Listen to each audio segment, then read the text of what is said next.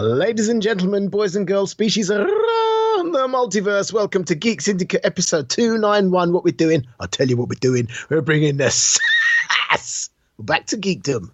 I am Monts, and he is... I'm Nuge. Welcome back, people. Episode 291. Oh, I was sort of expecting some kind of, I don't know, witty something. No, I can't do it every week, though. Do you know what I mean? Sometimes people just expect like just a standard introduction. Oh, I'm a bit lost now. Sorry, mate. Do you know what I mean? So you're just going to leave me hanging with that one? Yeah. Sorry, I got no comedy asides. I'm saving that for the episode. Right, you are then. Yeah. Okay. So, any shout-outs? I don't have any shout outs, but I did put a little call out when I said we were going to be recording tonight, and I just said if anyone had any sort of, shout outs, questions or whatever. And I thought before we got going, he said scrolling down.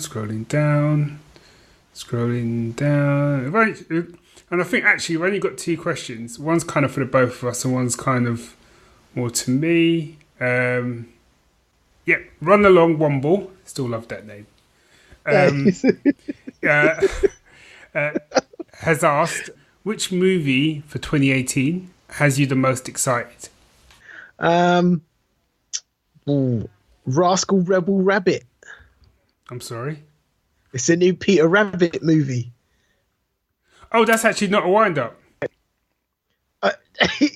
No, it's not wind-up.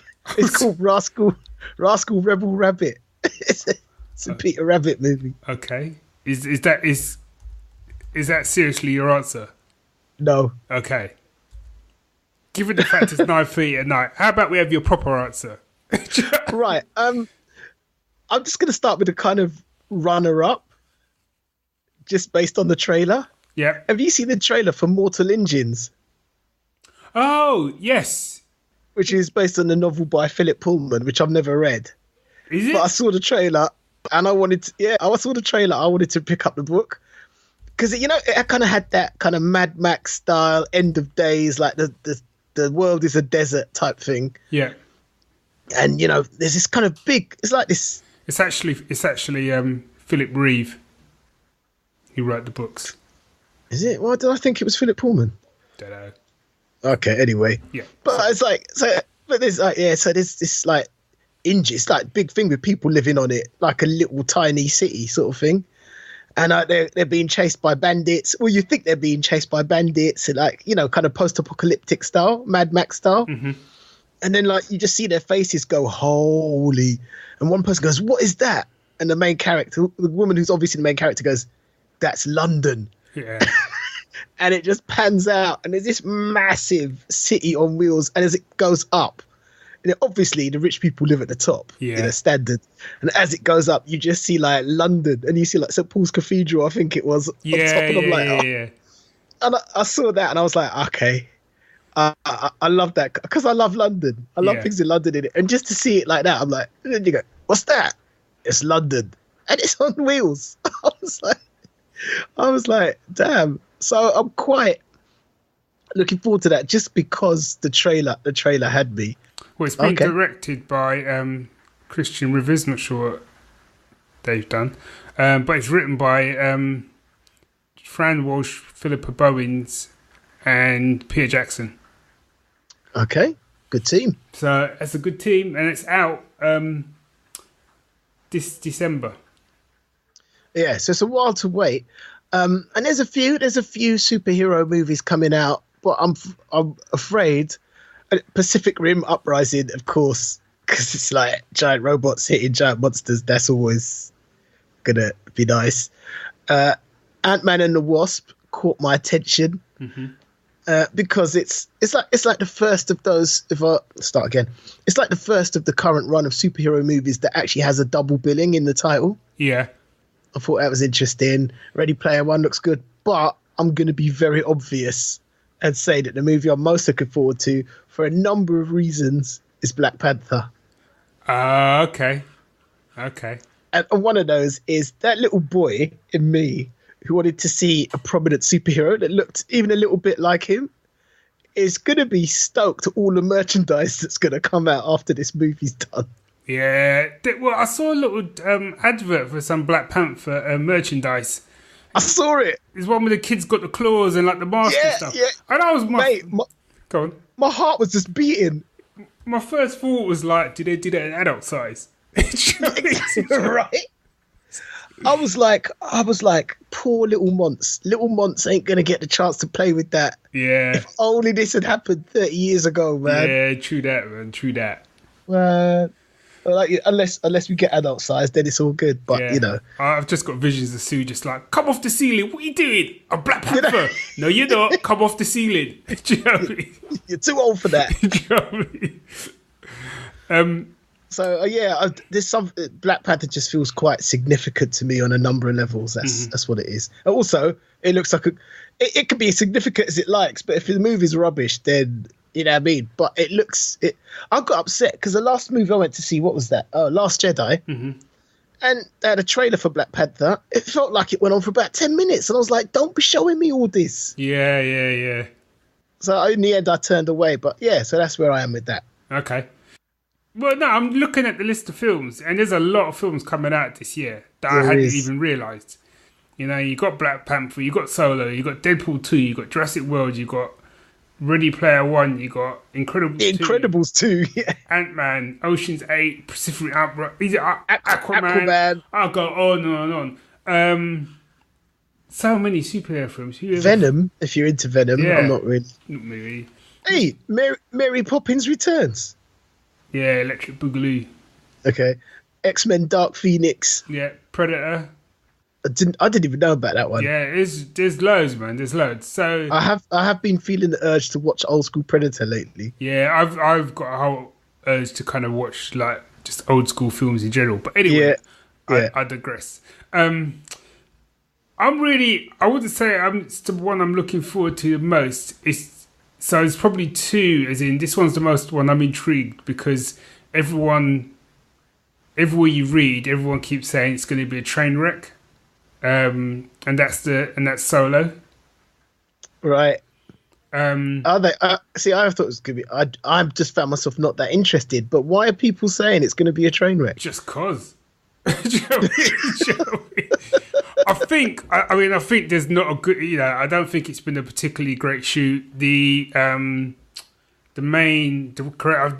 the directors, didn't they? They left. Oh yeah, that's right. Creative differences, and they brought in Ron Howard and stuff. And apparently, there's been loads of reshoots. I've even heard like they've been giving the guy who plays Solo. I've even heard they've been giving him acting lessons or something like that. What? So that ain't good. Do you know that ain't good. However, it's got my boy Donald Glover in there as Lando. Yeah. And you know he's gonna bring the goods. Yeah. Sorry, I'm still reeling from you telling me they had to give the main boy. That was what I heard. Now, whether or not that's just hype, I don't know. But that was what I heard. That ain't good, man. It's not good. No, look, okay, I've just got his thing up on IMDb. He's done a fair amount of stuff, man. Sources claim an acting coach was even hired for Aiden Eric after his performance failed to please. So I'm intrigued. That one intrigues me. I have to say, it was a close one. I am looking forward to Black Panther, and I'm really looking forward to Ready Player One after reading the book. Really looking forward to that one. However, I've got to go with Avengers: Infinity War. Now, let me explain why. Even though I personally, don't hate the player, hate the game. I personally have started to wane a little with all the superhero films. Mm-hmm. And by that, I'm not saying they need to get rid of them. All I'm saying is I'd like to see perhaps more comic adaptations to the big screen. That's just me. Or I'd really like to see either DC get their act together a little bit more, or see another player come into the mix i.e., like Dark Horse and Hellboy when that comes out. I hope that works because that could open up a whole world. Did you ever read Invincible? Yes. Yeah. To me, that's begging to be made into something. But I think with Infinity War, for me, it is how I feel about Infinity War is kind of like how I felt about the first Avengers film, not the second one. In that, with the first Avengers film, we went into that with that worry of like, are they going to pull this off? If they pull this off, it's going to be amazing. But are they able to pull it off? You've got all these big names, in one film. Are they going to pull off the banter? Is Robert Downey Jr. just going to hog all the limelight? And we went to see it, and it worked, and it was brilliant. And now you're taking that same premise and you're timesing it by like 50.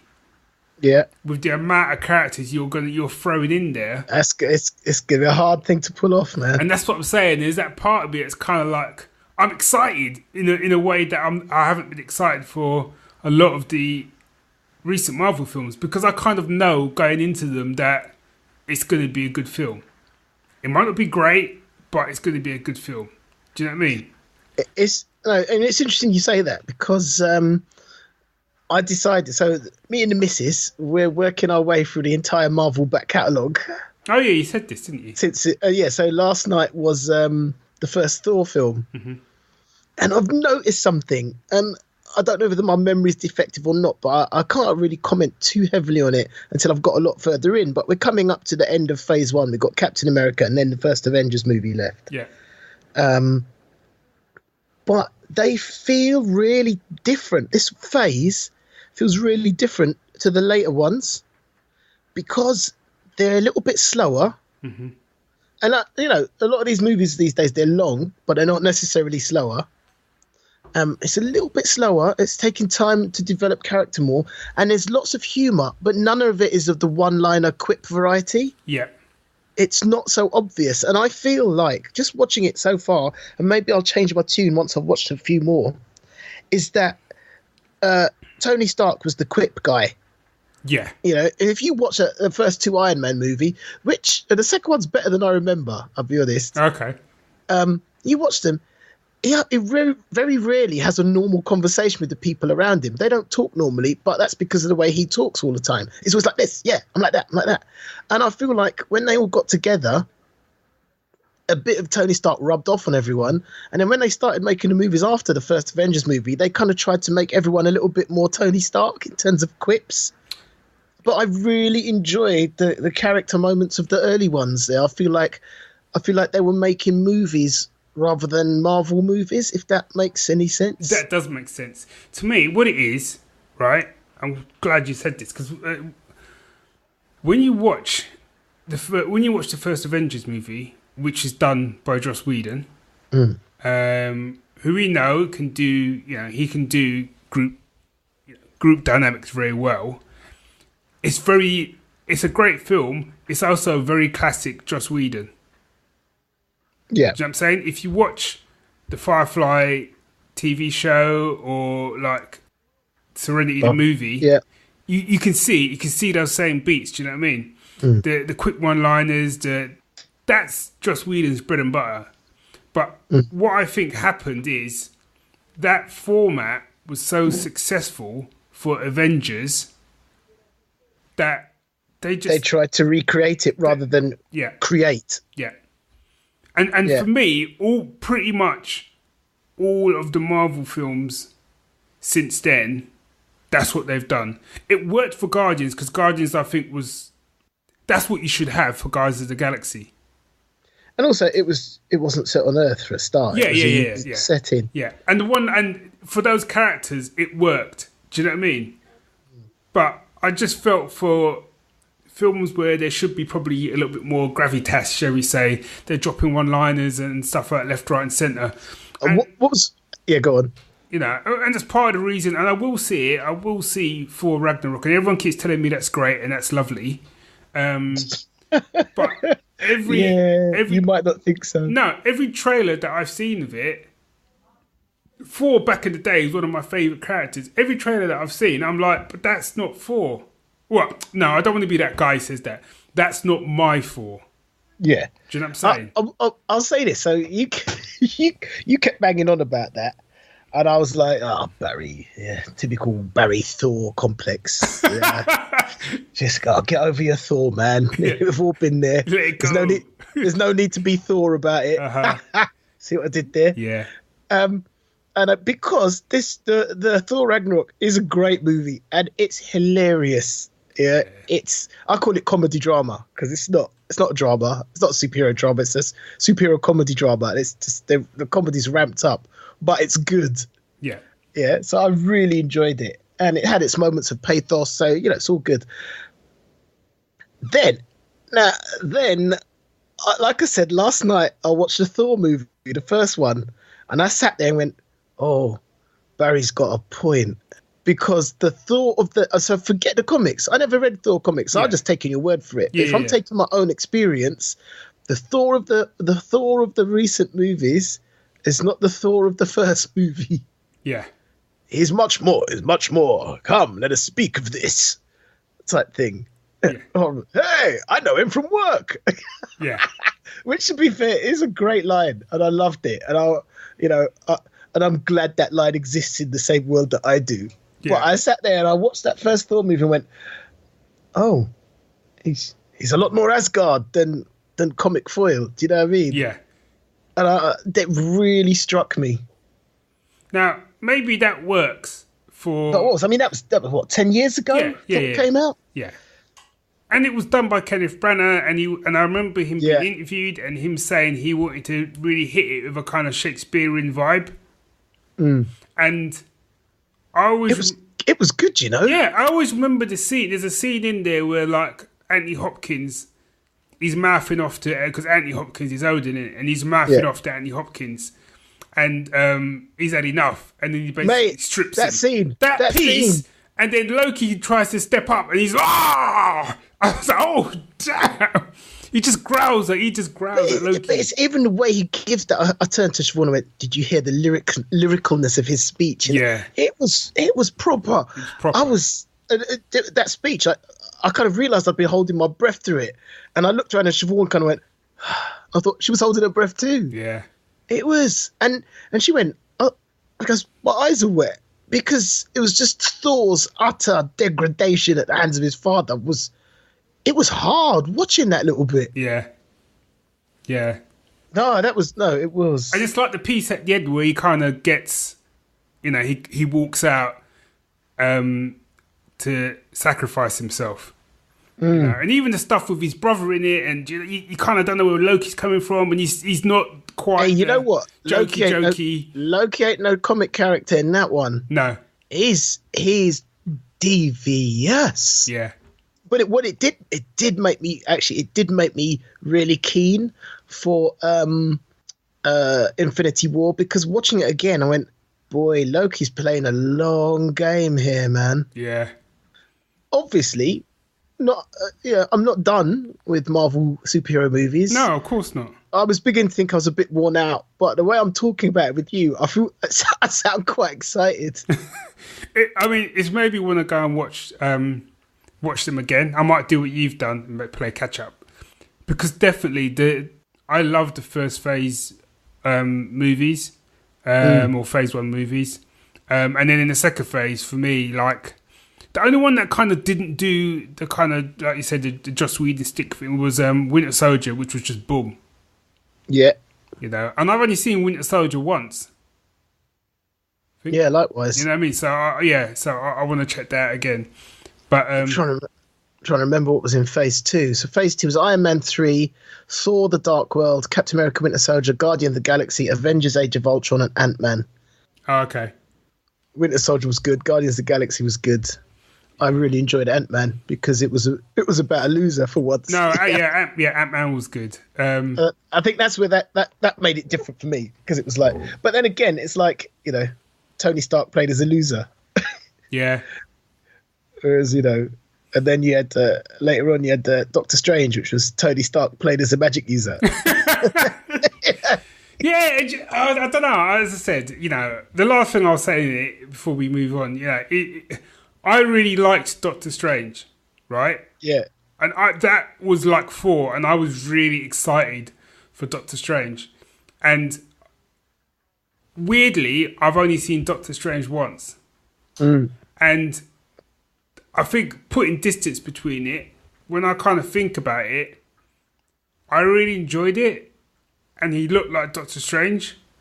I felt that, I don't know, it's just me, I guess. I'm just too old school, you know. I wanted him to be a bit... Get off my lord. I wanted him to be a bit more Shakespearean, like Doctor Strange in the comics, in the old comics that I read. That's kind of what I wanted. And then maybe that wouldn't work. Also, in my head, he always spoke with a British accent. Whenever I read that comic, he was kind of like, you know, upper class British dude. Do you know what I mean? So when they cast Benedict Cumberbatch, I was like, spot on. But then when he was busting some weird American accent, that was like, a terrible accent. What the hell? So if they could redub it and maybe just get him to do a British accent, that'd be great. God, it sounds like I'm really ragging on Marvel films, man. But I'm not. No, you're not. You're just a grumpy old man. Yeah, 50 next year. Get off my lord. That's what happens. Do you know what I mean? Right, let's move on. Yeah, that all came from one question. It did. Right, actually, we did have. It's a question for me, but actually that leads us into week that was. So if you announce week that was, then I can answer the question. Ladies and gentlemen, I invite you to join us in our next segment, which we like to call A Week That Was.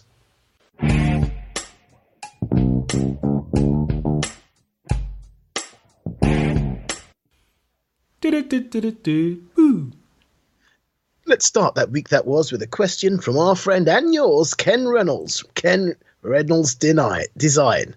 Yes. Ken asks, what are you reading? Not just comics. Do you read a lot when you write a lot? What say you, Barry? For starters, I'll say you got to knock off that 4 sheet you try to pull. I was kind of trying to do a old school Doctor Strange mashup. Right. Didn't work, buddy. Right. It's good to know. it's good to be able to check yourself and before you wreck yourself. Yeah.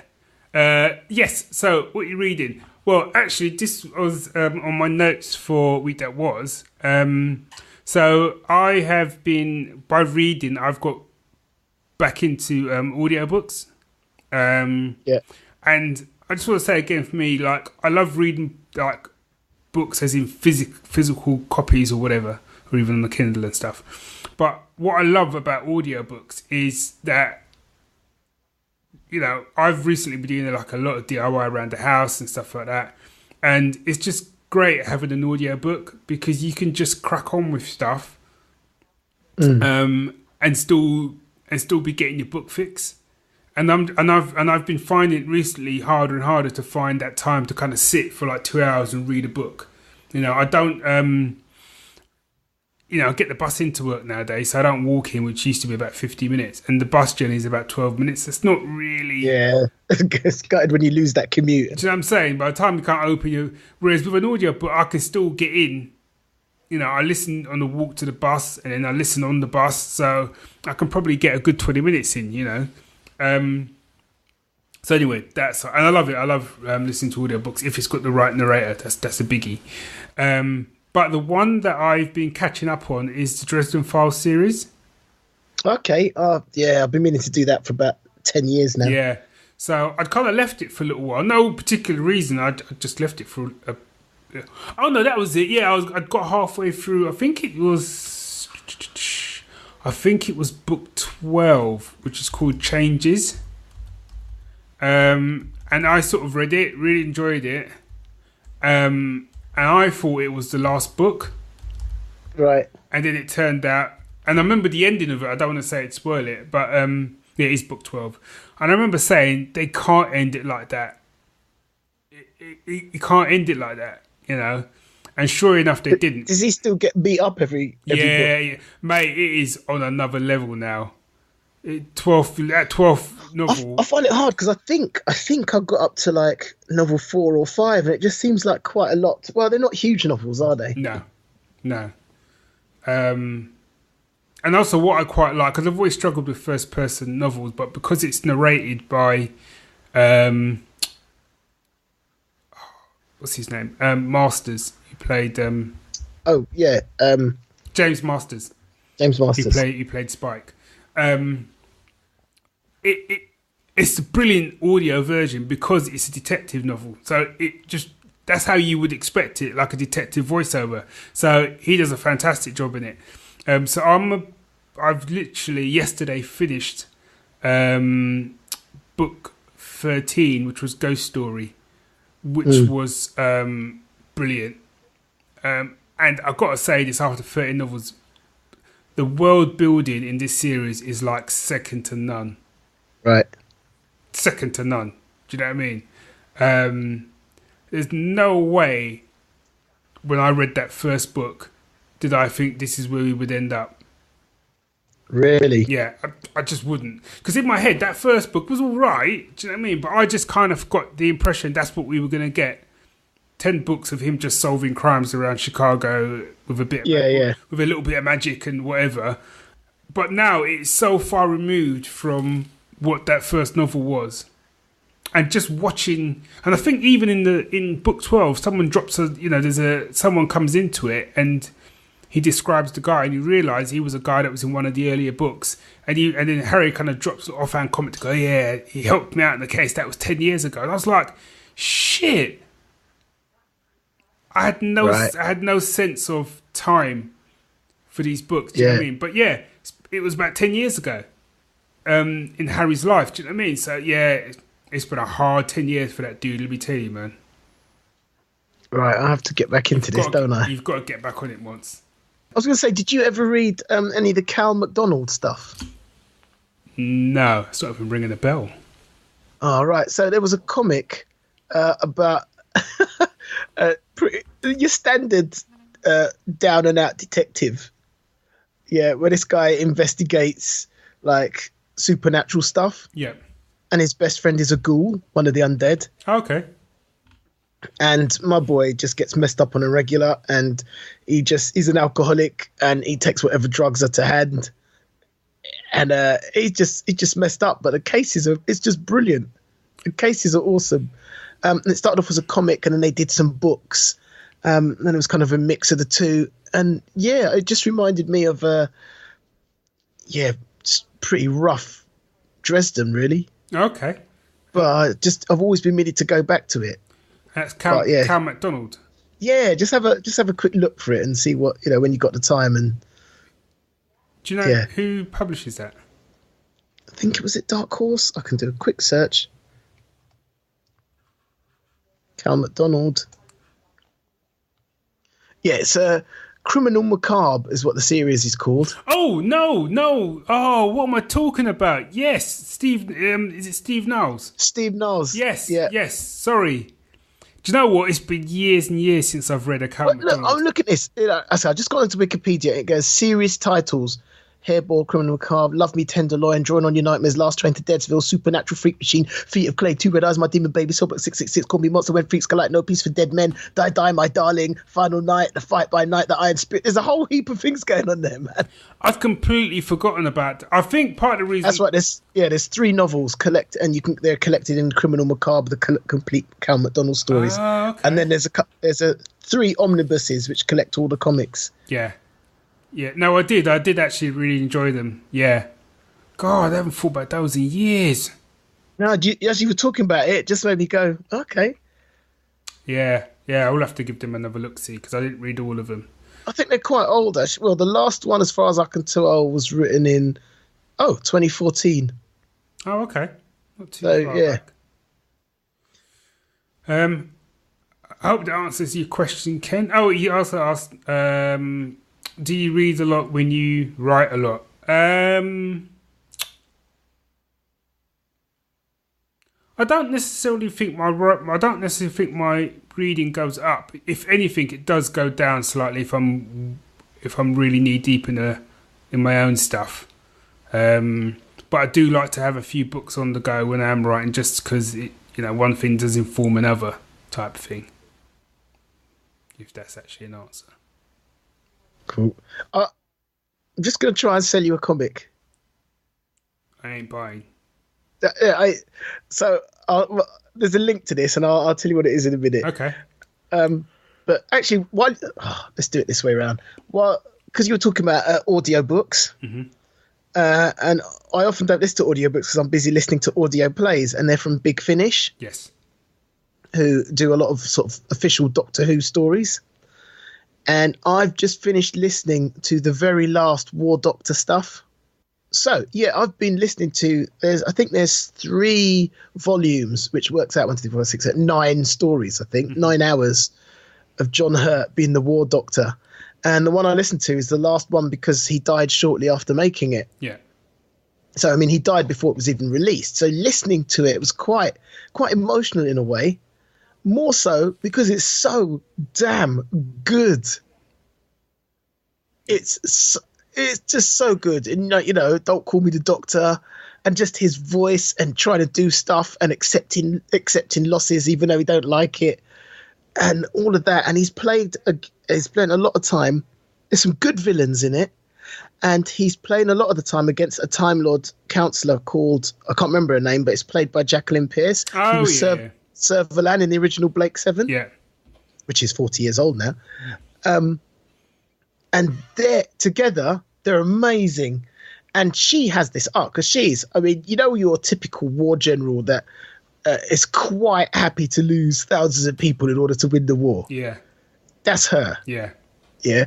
But, over time, the Doctor begins to rub off on her. Just watching her character arc is really good because it's not overdone either. It's just very small things, and it's just great listening, man. And it's just, I'm kind of sad that there won't be any more with John Hurt, but there you go. At least you got some. But it was just awesome. Go on. Yeah, go on. I was going to say I've listened to the first 2 volumes of The War Doctor, and really enjoyed them. Yeah. I need to get my audio drama fixed back on, to be honest. It's been a little while since I listened to a good audio drama. Well, you know what I discovered? I'd never heard it. I don't know how I missed it, but just looking to check that I'd listened to them all, I discovered their new series starring Derek Jacobi. Oh, this is the Master, isn't it? The War Master. The War Master, yeah. And I was like, okay, you know what? It's Derek Jacobi. He's an old hand, man. He knows what he's doing. I want to hear that. So that's next on my list in terms of audio drama. Cool. But I was going to try and sell you a comic. Yeah, go for it. It's called Postal. Okay. It's by Top Cow, which I think is a division of Image.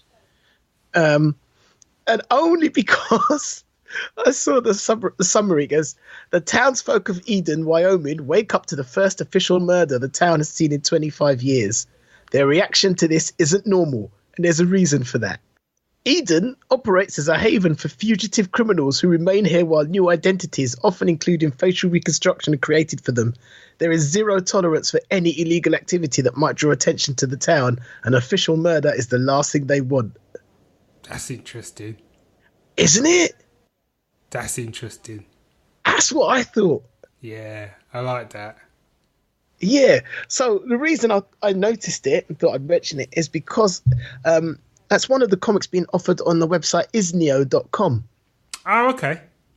So we've been, just to get disclaimers out of the way, Izneo have given us free reign to their website to have a look and review whatever comics they've got for offer.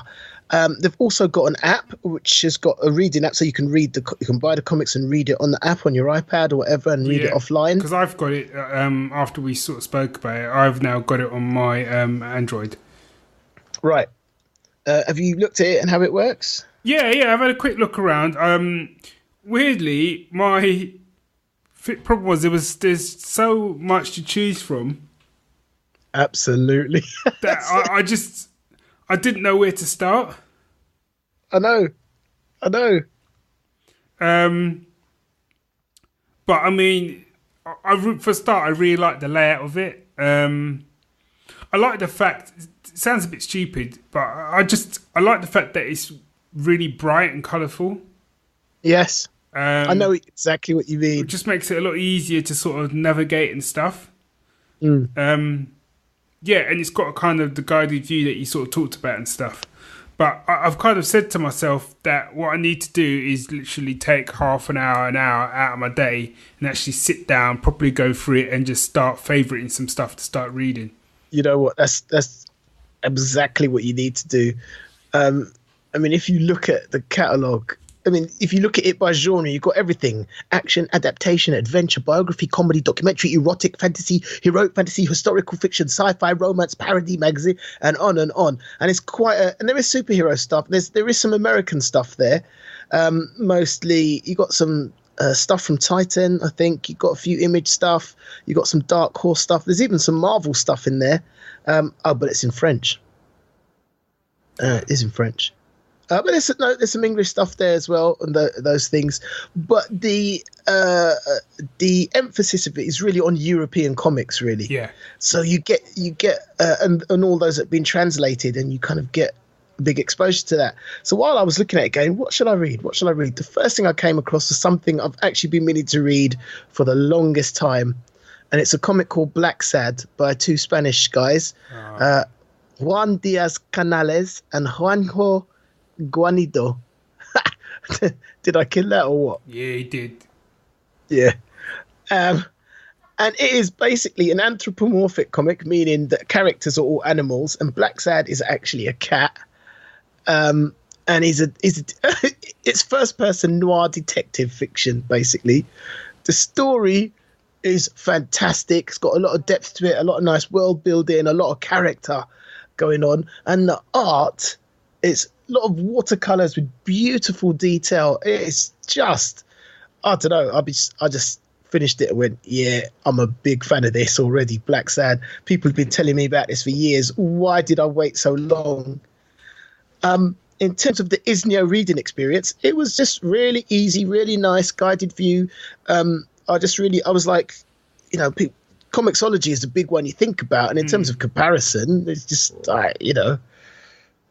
yeah, great. And every time I see like Comixology ad come up on my Facebook feed, I'm kind of expecting to see Izneo right next to it, because why wouldn't it be? Because they're both quality platforms. Yeah. So, except this is brighter. Yeah. So, and it's really weird because you're right. It does make a difference somehow. Yeah, it does. I mean, whilst I've been talking, I've just favorited The Last Templar, because I remember hearing about that before. It's a bit of a sort of Indiana Jones type story. So, yeah, I mean, at the moment, you kind of got that. You've got Comixology. And the other one which I want to sort of talk about probably next episode is Comic House, which is a sort of new kid on the block, which is focusing on indie comics, which, again, looks really nice. I like the look of it. And I like the idea that it's putting indie comics first and foremost, because Comixology kind of went through a phase where they were kind of doing it, but when you kind of go to Comixology now, I'm sorry, if you've got an indie comic there, which I have several, you're struggling, because they're just not really getting pushed on that site. Yeah. You know, their idea of pushing indie really is, you know, Image. Do you know what I mean? Or, you know what I mean? Or Dark Horse or something, you know. So I think definitely, you know, over the next couple of years, I think it's going to be a little bit more of a battle, I think, for the hearts and minds of digital comic fans. Yeah. Got it. Right. Yeah. Okay, moving on. What we got? We've got about 10 minutes. Two things I've got to quickly talk about. Two TV. Really quickly, Agents of S.H.I.E.L.D. is back, and I'm really enjoying it. I don't know why more people behind. Yeah, I know you are, man. I know you. Just, you know why though? It's because I'm not watching it on my own. Yeah, because it's. Do you know anything about this season? Where they are? Nothing. Okay, I won't say anything then. But I just love the fact that Agents of S.H.I.E.L.D. is that every kind of season they kind of reinvent the show, and they've done it, and they've done it again with this season. So fair play to you, Shield. More people need to be talking about that. Anyway, speaking of groundbreaking shows, I've watched a show on Netflix called Dark. Have you heard of this? Yeah, I have. And one of my students was telling me about it today, in a face full of awe. Yeah, so this is it's a German show. I think it's Netflix's first original German sort of show or something like that. Anyway, and it's a genre-wise, I suppose I'd probably say sci-fi, sci-fi thriller maybe, and it kind of revolves around three families in this sort of sleepy town. And basically, a kid goes missing, and four families. A kid goes missing, and then that kind of like sets off this sort of mystery. And honestly, that's all I can tell you. For two reasons: one, because it would spoil it; two, I'm still trying to figure out what the hell happened. Right. Okay. It's got to be one of the most like not complicated shows I've ever watched, but it doesn't suffer fools gladly. Right. You know what I'm saying? So Yeah. when you watch I'm not knocking The Flash, but I guess this is the best example. When I watch a show like The Flash, and there's a bit where Cisco or Caitlin will stop, they will literally stop, pull out a board to explain the concept to you. Yeah. You know, they're explaining it to Team Flash, but really they're explaining it to the viewer to get across the plot points. This show don't do that. This show works on the basis, if you ain't paying attention, that's your ass. Right. And I don't think I've ever paused the show so much. Treats you intelligently. Yeah, it does. The amount of times I had to pause the show, or Sue would pause the show to ask me a question, or I would pause it to sort of to look at it and go...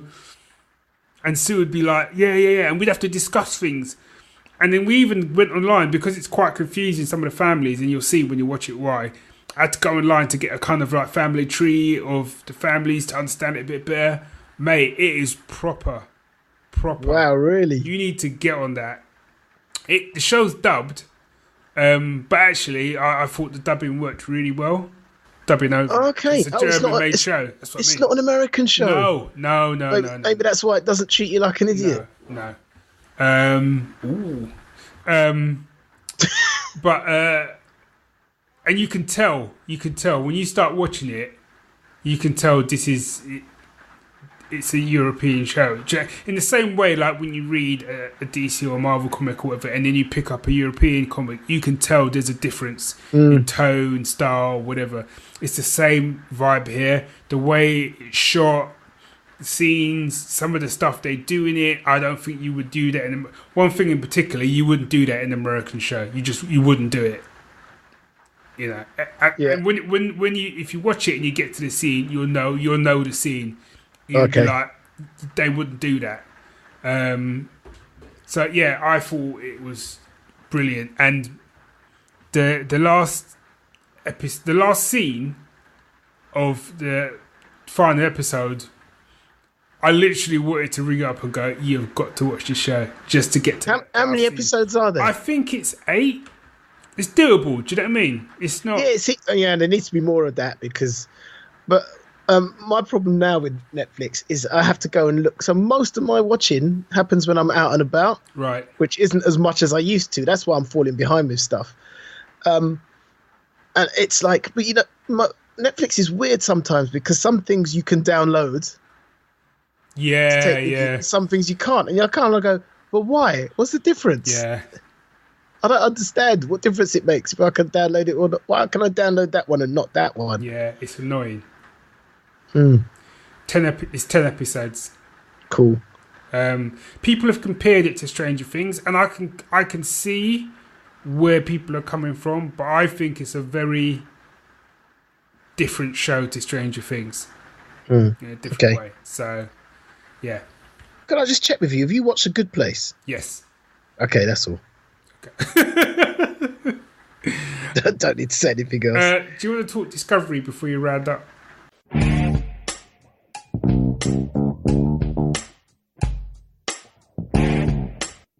So, just to say, we're about to talk about Star Trek Discovery. What you need to know is that we love it, which is why it's really hard to talk about it without spoilers, because everything that happens basically is a spoiler. Yeah. Once the opening credits are done, the first thing you see is going to be a spoiler. So, all I'm going to say here is that I think we're both loving the journey of the characters and the show in general. It's fantastic. But from here on in, we're going to talk spoilers. Yeah, so if you don't want to be spoiled, then you best jump in the shuttle and head down to Rylus 4. Yes, do that. I don't know where that place is. It's near Sainsbury's. Oh, okay. I thought it's Morrison's. Well, Sainsbury's do the best nuts. Okay. I've got nothing. Yeah, okay. Discovery, Star Trek Discovery, the latest offering from the Star Trek universe, and it's set firmly in the Star Trek universe of the new movies, I would say, because when it started, I think one of the things that a lot of people struggled with, and I did too, was it for a Star Trek series that's set before the original series, it don't even look slightly retro. Do you know what I mean? Mm-hmm. The technology is like light years ahead of the next generation, let alone the original series. They've got jumpsuits though. That's true. Just saying. Yeah, thanks. But in my mind, I had to say, okay, it's set in a new Trek universe. That means everything that I was planning on, I'm gonna have to leave behind. Yeah. Although in that last movie, they had a crashed ship that was old, and that looked very old Star Trek-y, and I thought maybe the new series is going to use that as a design template. So I was very sad when they didn't. Yeah. It started. It's controversial in that people don't know what to make of it. There's been swearing in it. There's been Klingon boobs in it. Klingon boobs. But the thing is, as I'm saying that, and I was like, oh, wait, did they really need to do that? But the way that's playing out in terms of story arc blew my mind. Yeah. So essentially, I'm saying I love it. As in the show? Yeah. Not click on boobs. Yeah. Everything you said, I 100% agree with. I think the thing with this is that it's an arc, you know. Deep Space Nine did it. But none of the other shows really did it. I know Voyager was kind of trying it, but it didn't really, not in the same way. Whereas this is a clear story arc that they're telling. And I think some of my reservations I had with Burnham, who was the central character, where she wasn't particularly a likeable character. And I know what you're saying, what you've always said as well, that doesn't necessarily make it a bad thing if they're interesting character. You know, so I think even though I might not necessarily have liked her from the beginning, she was an interesting character. Even though I thought the first couple of episodes there was some like, why the hell would you do that? Things that was going on. Yeah. What I've liked is watching her. I suppose, for want of a better word, find her humanity. Yeah. So when we get to the episodes where we are now, she is much more indicative of a Federation officer. Yeah. Does that make sense? It does. Which I love. So there's a nice art to it. But I've got to say, right, that captain dude, Lorca. There's something dodgy going on with that dude. I'm telling you, there's something else going on with that guy. Yeah. Because, right, Captain don't give no fucks, as he's been called online. I have to say, he's a good captain, though. I do like him. I do like him as a captain because he's just playing everyone. Yeah. So you've seen the latest one, haven't you? Yeah. Right. So you watch it to the end, where I mean, you kind of knew who the Emperor was going to be, didn't you? Do you know what? If I thought about it, I would. But I really thought they were just going to keep the Emperor as this mythical figure that doesn't get involved. Right. I didn't plan on the Emperor showing up, but the minute she turned up, I went, "No, of course." Yeah. It's right. However, so there's a theory going around, but I'll tell you the theory in a moment. So check it, right? So Lorca, his counterpart, has disappeared, and he was leading some sort of rebellion against the Emperor, right? Yeah.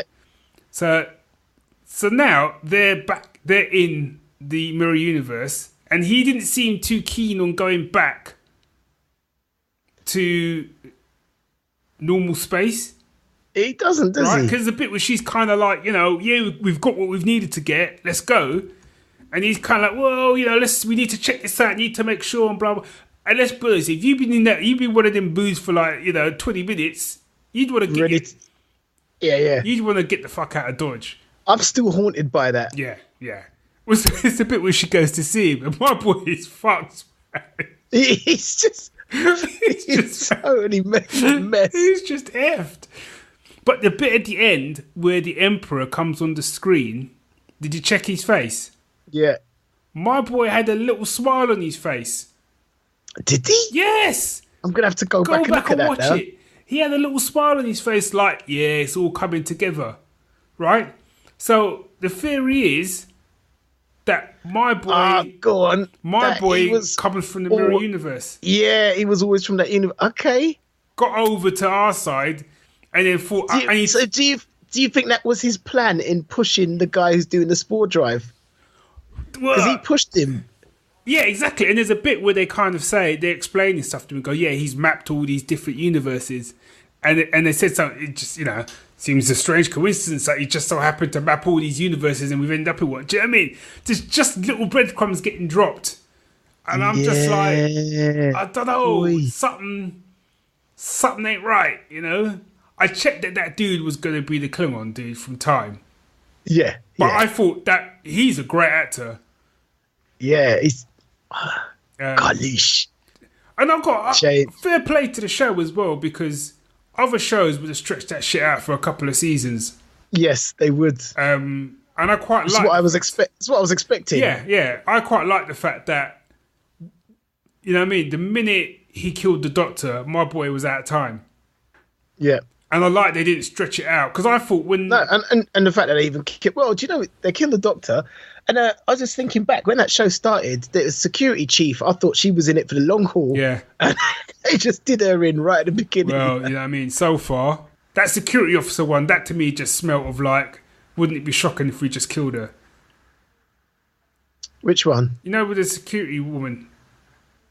She's the one that got eaten or whatever. Near the start. Got eaten Near by the start what? of the series. She was got eaten? She was like Lorca's like second in command for a little while. Oh, yeah. Just that was just a nothing death. Whereas at least the Doctor one made sense from a story point of view. Yeah, absolutely. Do you know what I mean? But yeah, no, when my boy flipped in the ready room with her, I was like, wow. And for a second, when she beamed him out into space, I thought my girl really done it. I thought my girl ain't played. Yeah, when she punched him in the stomach, I thought, something's going on there. I didn't even check that. That bit fooled me. When he got beamed onto the other place, and then they pulled off the little data cube thing, and was like, yeah, we got it. I was like, oh, well played, Burnham, well played. Yeah. Do you know what I mean? But slow clap. Yeah, and then I thought they were gonna like beam him. I loved it when. Go on. I love it when she first arrives on this new ship, and she has a fight with the first in command and kills him, and the lift door opens and she throws his body out, and everyone just looks at her and starts to slow clap. Oh yeah. So I was like, this universe is harsh, man. This universe is wrong. But I've got to say, her character is great in it, because the bit where she finds out that my boy's a Klingon, and then he tries to kill her, and then they come in and basically save her life. And she's got to pull it together. You can see she's broken up, but she's got to pull it together. He's like, yeah, get this trash out of here. And she kind of walks, and she's back in character. And I'm like, wow. You know what I mean? Properly held it together. So, no, I'm really looking forward to next week's one. But I'm telling you, man. That dude, something's not right, man. No, you're right. You watch him, something ain't right. You watch him. As my mum would say, you know what I mean? Something ain't right with that boy. You know what I mean? It's got picked up for a second season as well, which is great. No, it should do, because it's just storytelling, and the narrative is just great. Yeah. It's just impressive. Yeah. I also like the fact that when they landed in the mirror universe, There was no kind of like, oh no, what we're gonna do, what we're gonna do. What I like, the captain do was like, right, you get me all the information you get where we are. Right, once we've got the information, make up the ship. You know what I mean? Break out the costumes. Break out the costume. I love it. You see everyone getting busy. Yeah. Just like, so we're out of time. Yeah, pretty much. I was just trying to see if there's anything else I'd written down. Only Troll Hunters, but I think I've talked to you about it before, haven't I? Yeah. Yeah, you need to get on that, man. Well, the only thing I want to recommend, because I'm not hearing anyone. Troll Hunters, by the way, he's downloadable. Is it? Yeah. Okay, that's so much, man. I haven't even started Punisher yet. Oh, I've seen all the Punisher. I know. But there's one superhero series that I'm not hearing anyone talking about, and I'm like, why not? What's that? Marvel's Runaways. I think partly because it's so damn hard to get hold of. It's on some channel called Hulu or something. Oh, it's on Hulu. Yeah. Yeah. Oh, so look, I ain't got any legal recourse to be watching that. No. So when you know what I mean, so they need to. My problem now is, I think what's going to happen is we're going to start to get all these different shows appearing on different streaming channels, because I know some of the new, DC are doing a Titans TV show, aren't they? Yeah. Oh, where's that going to be? That's coming on. They're launching a new streaming service, so it's going to go on. Are they? Yeah. And I'm kind of like, do you know what? It's already confusing as it is. Yeah, that's it there. So the DC launching a streaming service. But my thing is, it's kind of like, not being funny, but what are you going to show in it? Do you know what I mean?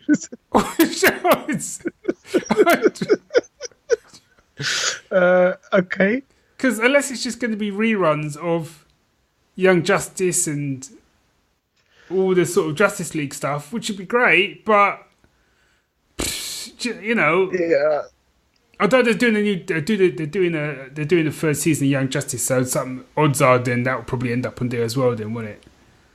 But again, I just think, why can't you just stick these things on Netflix, man, or Amazon Prime? What you gotta bring out? I know.